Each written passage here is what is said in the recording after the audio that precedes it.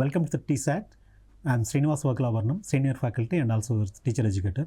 Today we will be looking into this school assistant English content part, syllabus and say various aspects of the syllabus. How do we go about the test and what are the aspects that are included in the syllabus and all. This is what we are going to do. First of all, say English content has say 60 marks weightage, of which 44 marks for the content and 16 marks for the methodology. And this content is being divided into three parts: elements of English and forms of literature and actual syllabus content plus methodology. This is, and say examination pattern is say about, we will have say 88 questions, each question carrying half a mark for both content and also then 16 marks for 32 questions followed by say each question carrying half a mark for methodology questions as well. All of them are say multiple choice questions. Then there are say computer based tests, online tests, and each question is followed by the 4 answers, multiple choice questions, and you have to choose the correct answer. And there is no negative marking. Each question carries only half mark. This is all about your English content examination pattern. Now straight away we will jump into because it's a crash course, I cannot have say a lot of time to do this. I'll just tell you one important preparation tip. You have to go through the syllabus first. You look at the advertisement that is given by the state government, then go through the syllabus and also go through the language elements and say forms of literature and say actual content of this and methodology. Then focus on one aspect, that is objectives of learning those things. At the end of the objectives, we are going to have say learning outcomes. Based on the objectives, we will frame this learning outcomes, and examination questions will be based on only on the learning outcomes. So I mean to say that the examination question, whatever the question that you are going to get, will be based on this say learning outcome, and that is only this learning outcome is a testing item and also what we call evaluation or assessment item. So if you wanted to score high marks, it's very highly competitive examination. Therefore, you have to go through this say objectives. Objectives may not be clear in the sense say only senior teachers will identify what are the objectives and all. But learning outcomes is given at the page at the back of these textbooks and right from the class 6, 7, 8, 9 and 10. And then sometimes you may also find it some note to the teacher and also note to the students part. In the even there also you will find this say learning outcomes of this. So focus on the learning outcomes.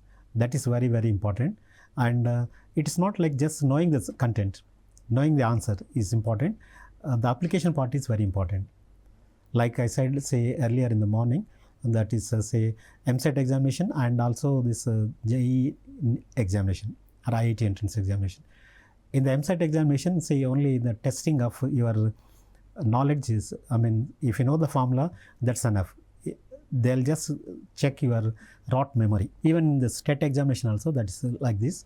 If you know the answers, you can able to do this. You can able to do this. But say in IIT and JEE entrance examination, normally what do we do is IIT and normally what do we do is say they are going to ask for the application part.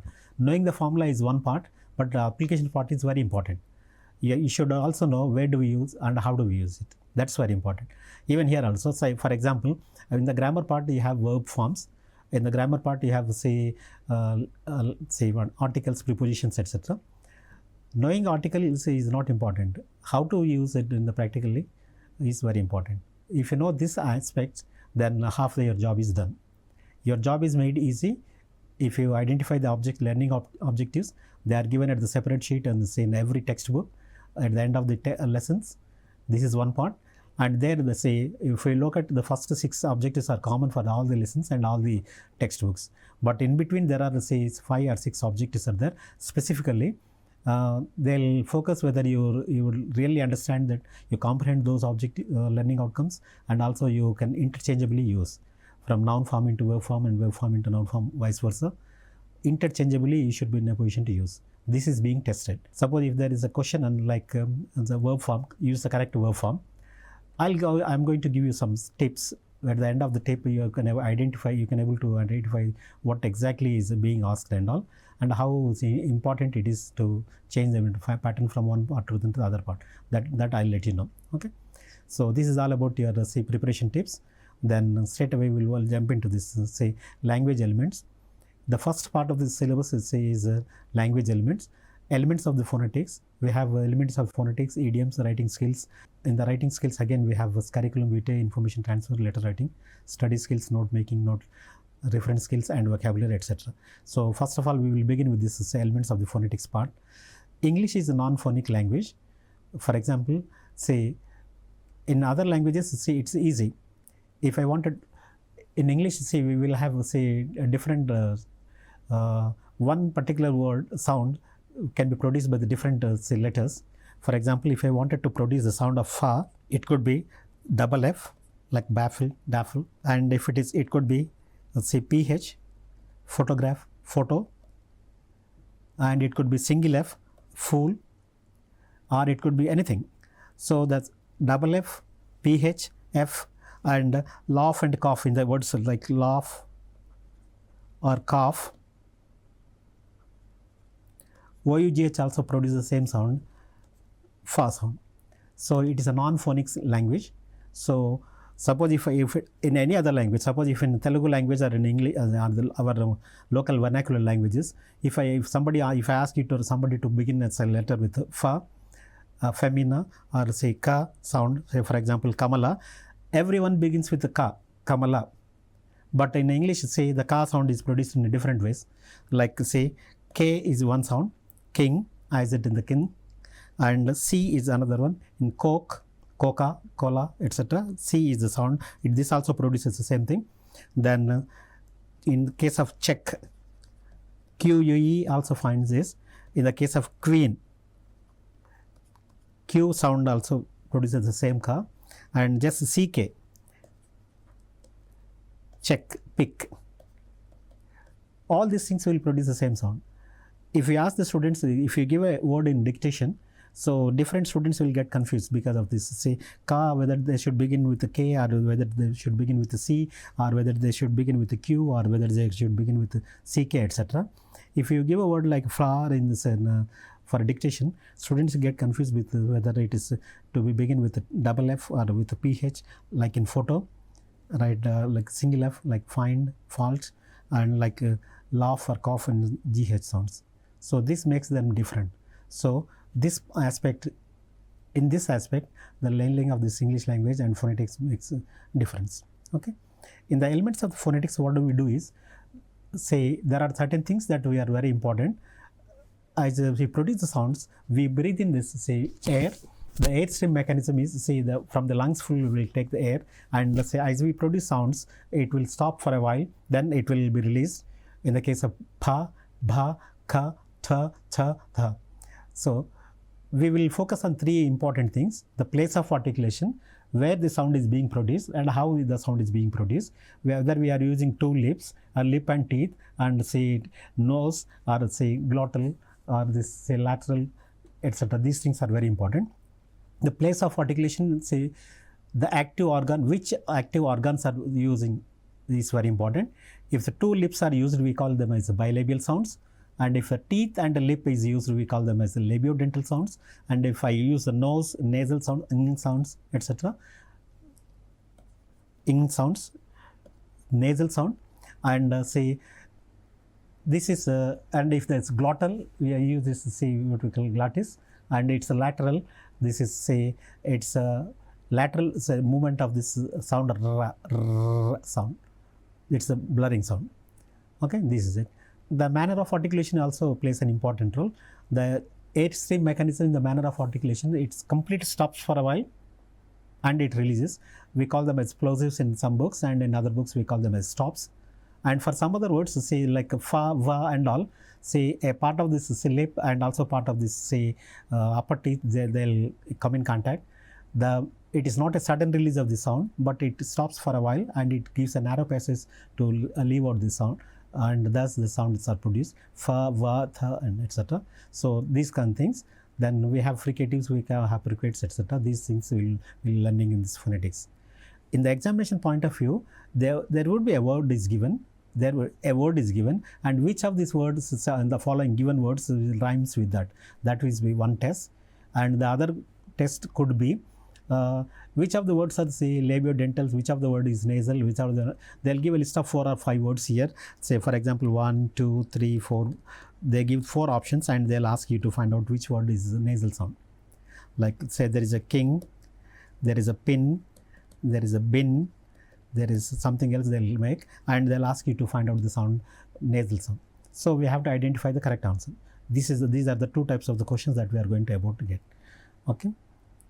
Then English phonemes are divided into 44 sounds, of which 20 vowel sounds and the 24 are consonant sounds.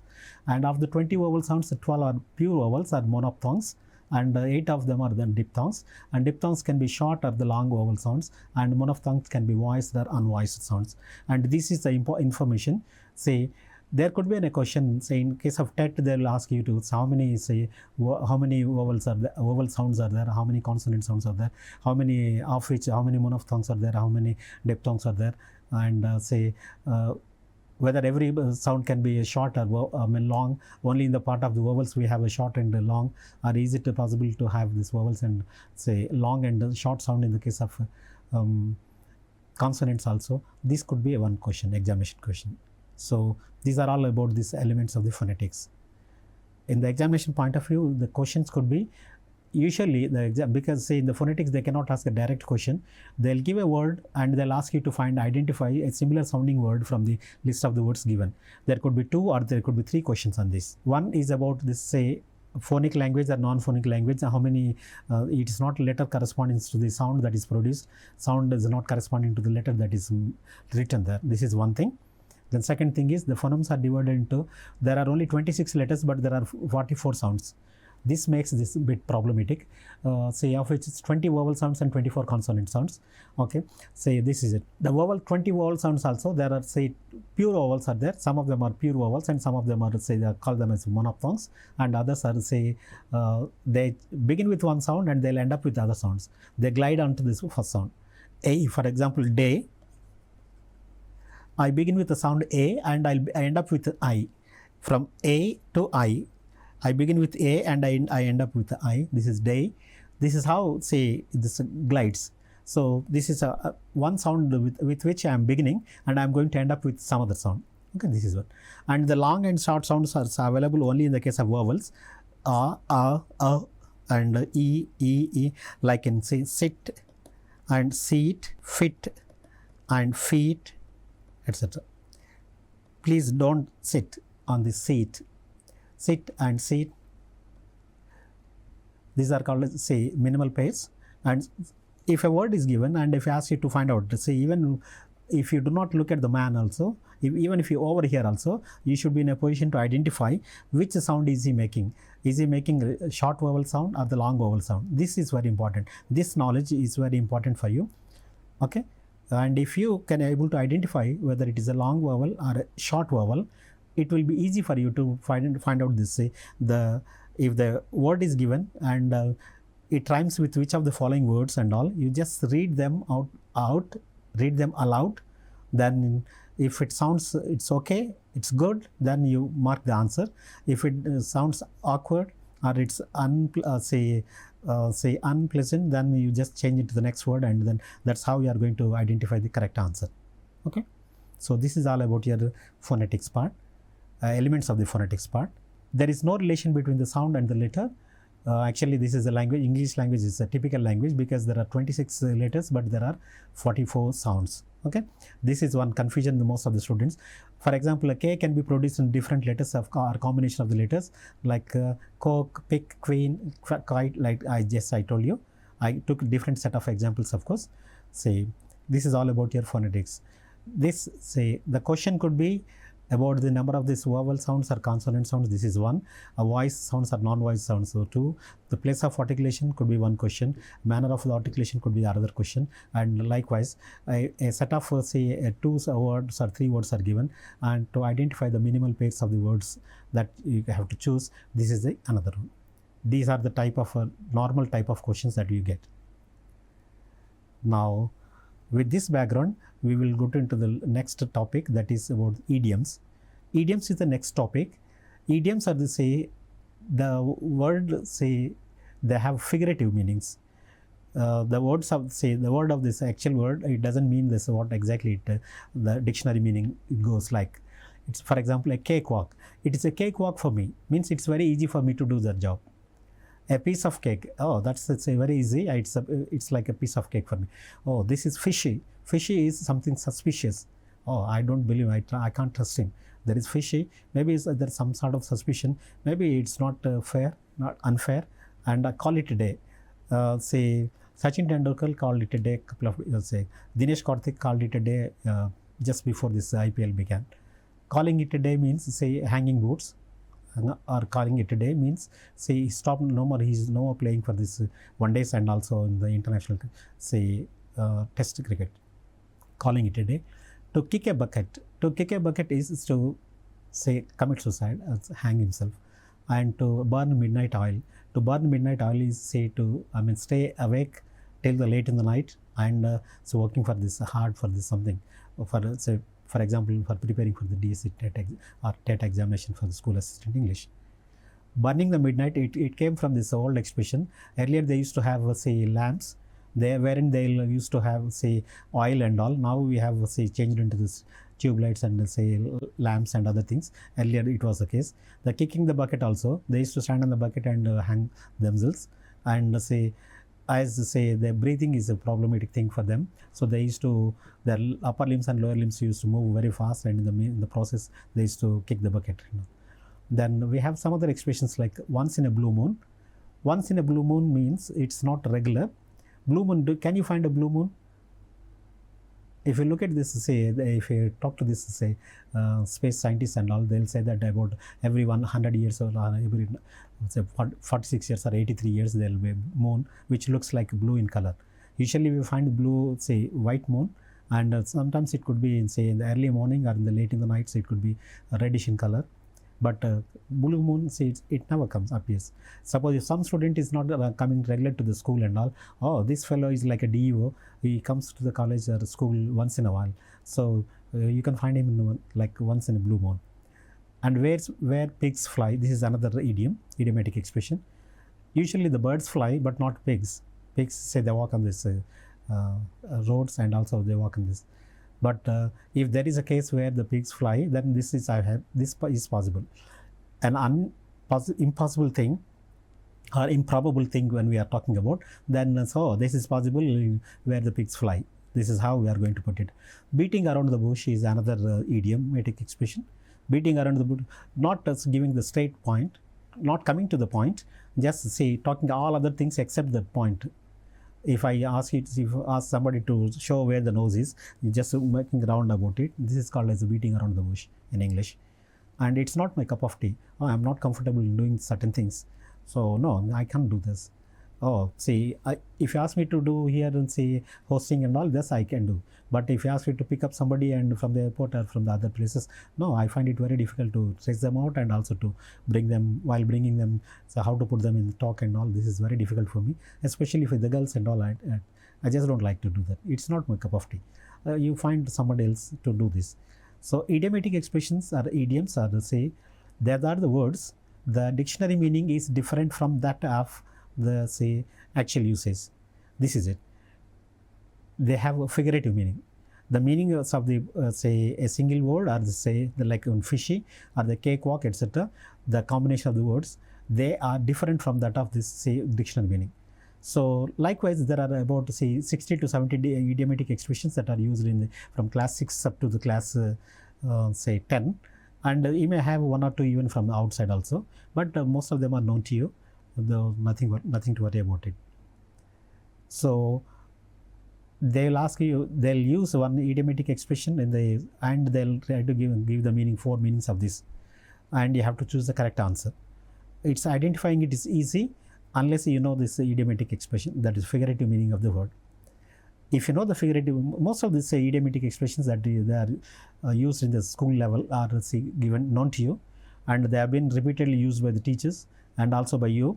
And if you are from English medium background, then you might have used even daily regular conversation also. So this is an say easy scoring topic. 1 or 2 marks could be on this topic, and you can scoring will be very easy for you. Okay.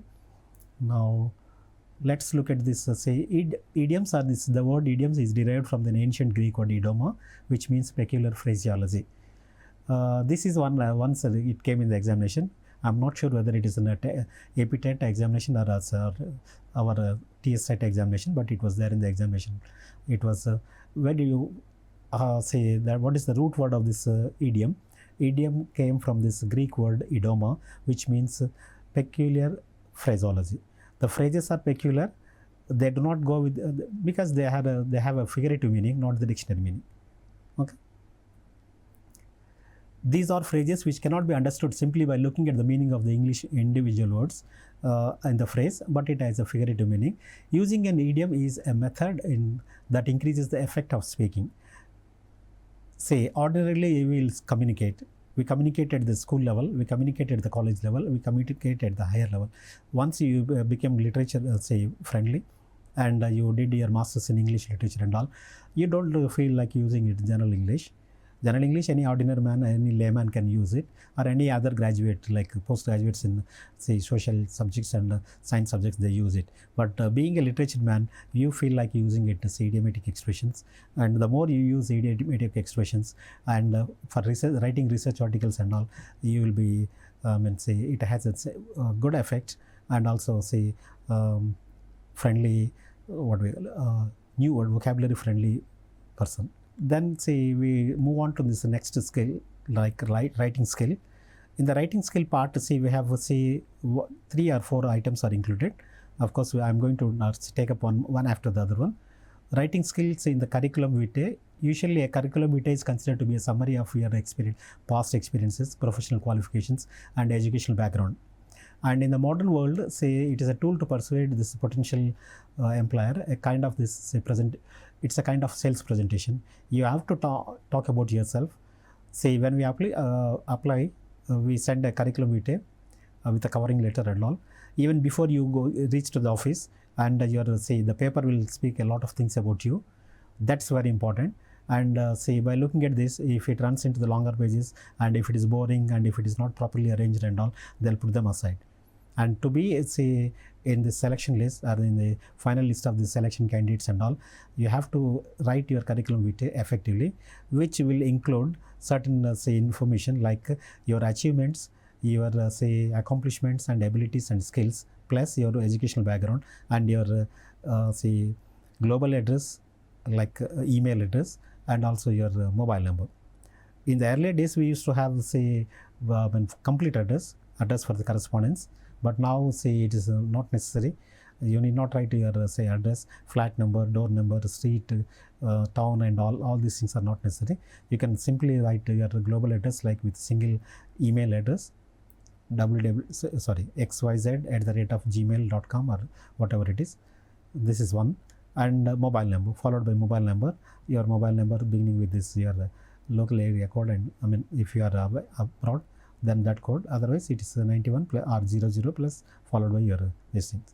This is easy. So curriculum vitae is curriculum vitae or resume. We call it as a resume as well. Say resume, actually it is slightly different. There is some difference between curriculum vitae and resume.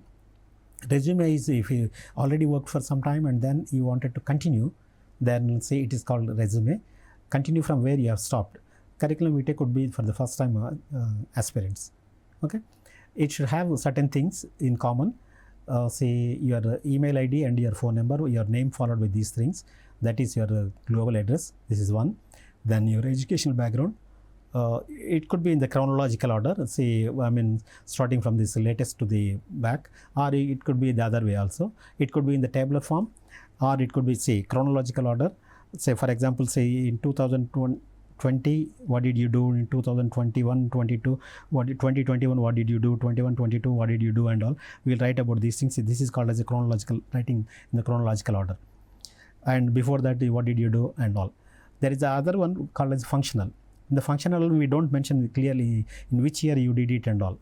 I just write to say my resume includes to say which year I did it, because I have 30 long years of experience. So I just write it as I passed out as MA English Literature in year so and so with this much grade, first division, and this is the grade that I will be looking at. Okay, only these things I'll just look at. That's all. I don't say make this. from which year to which year, where did I work and all. For the last 5 years, where did I work out and all. This is it. So this is about your curriculum vitae. So I am talking about this is a new area that I am talking about. Because say these skills, say the type of questions that say are say bit strange in the sense you wrote, let's say object, say theory part of questions here, but we are going to make them the same things into your objective type questions. I just worked out on the two things, that is say elements of this literature. The first part that I was looking at is say phonetic sounds and idiomatic expressions, and first two, and the third one is say I just entered into this writing skills. In all the three, we have say the different type of questions, and this, we are not familiar with this questions with this writing skills, because the TET examinations was conducted in state government only once or twice, and DSC examination, barring that say Gurukula examinations and all, we do not have say any other model paper to have this kind of questions. But don't worry, the type of questions will be easy. What are the essential things that you find in the curriculum vitae? What is the global address and what is the say local address? This is one point. And what is the chronological order and what is the functional say type of curriculum vitae? Say we will write like a table like thing, say, and we will make it is 2021. I passed out to say intermediate or 10th class and with percentage of the marks, and from the board of intermediate examination or state government, etc. This is, we will write it in the tabular form. And instead I can make it as use of just write I passed out to say intermediate with second division with the so and so batch. I don't write this intermediate education, the percentage of the marks. I just, instead of mentioning this percentage of the marks are high first division, high second division, or I passed out with the say distinction. This is one way of writing. Exactly sending the marks 71.07%, etc.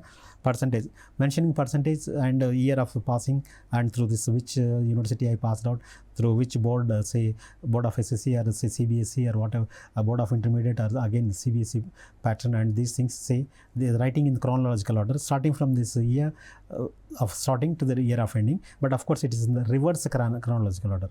I passed out say degree in this 21-22, and since then I am working, and the working part that say experience that comes first. For the past 2 years I have been working in so and so college and so institution and so and so company, and before that I just passed out this. My passing out year is this and this. So these kind of things is say we will be learned. And in the next class I am going to continue this part in the writing skill, where we have the note taking skills, and also we will conclude this. Thank you very much for being with me, and say we will look at the other parts of this in the next episode, next video. Writing skill, the part of the leftover is the note taking and other parts we will see in the next episode.